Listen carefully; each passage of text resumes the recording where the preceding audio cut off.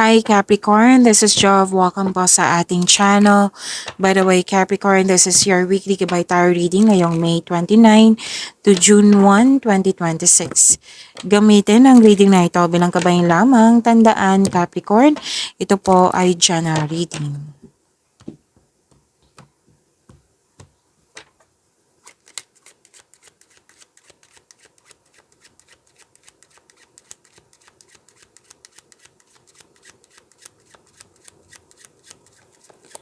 Mga parating pa para kay Capricorn ngayong May 29 to June 1, 2026.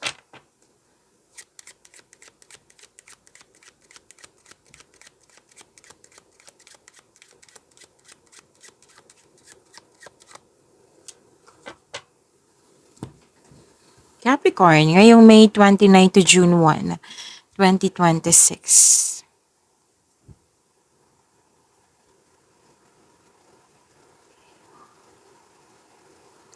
Okay. May ano dito, pwedeng ikaw to or pwedeng siya, na may babae dito na gusto maging wife, gusto magkaroon ng kasal. Pwedeng kaibigan mo to, kung sino man po ito, pwedeng ikaw din to, kung ikaw ay babae. Capricorn, may nakita ako dito na mag-ina na pwedeng nagkaroon kayo ng loss of connection.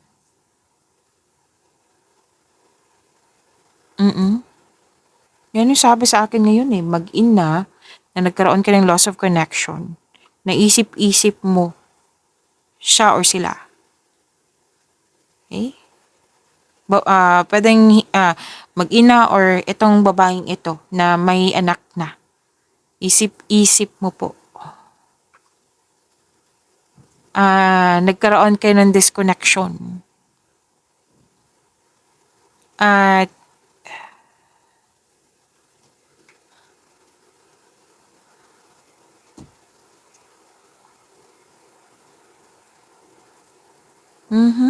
okay.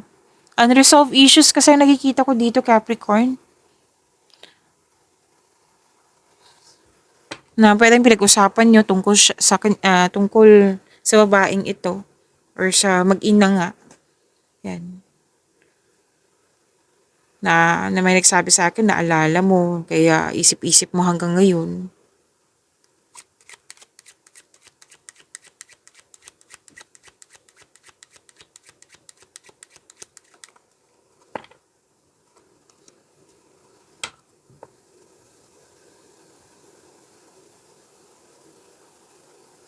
Okay.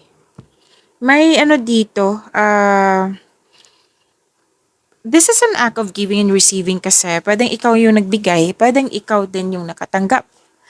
Na may nagbigay ng regalo, tulong, may nag-ask ng favor, binigay mo, or ikaw yung nag-ask ng favor, binigay sa'yo. May development, may progress, may improvement na nangyari. May ano dito, may na-hired as a crew, nagsiserve, submission, like nag-aasikaso. May nakita kong ganyan. Babae din po.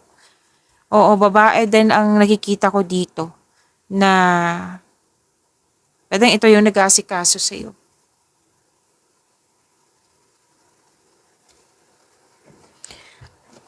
Okay, may positive change. Another card na naman nagsabi dito na may progress na nangyari, may evolution. Kahit slow movement, slow development, pero may evolution na nangyari, progress nga. Positive change, okay? Kasi may nagsabi sa akin, Virgo, baka ito yung mga kausap mo or iniisip mo. Baka may nasabi akong Virgo kanina ha. So, this reading is for Capricorn. Dalawang card po, kunin ko na. Gusto niyang sumama.